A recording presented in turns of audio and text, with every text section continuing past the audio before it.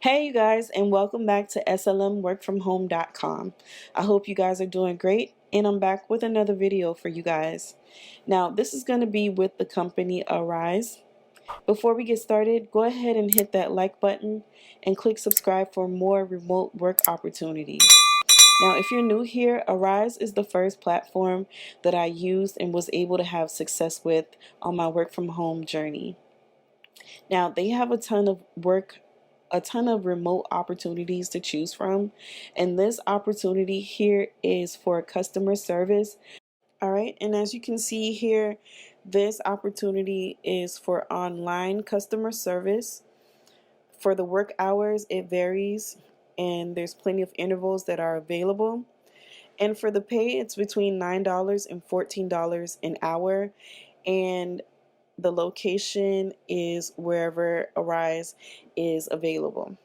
What to expect is inbound calls for assistance with booking for clients' customers and clients' travel agent partners, possible outbound calls to client design internal support departments, and transferring of inbound calls or outbound calls to other client design internal support departments. Now, here's what it takes to succeed. You basically just need patience and empathy, and be able to easily manage stress, able to work under pressure and adapt to adverse situations.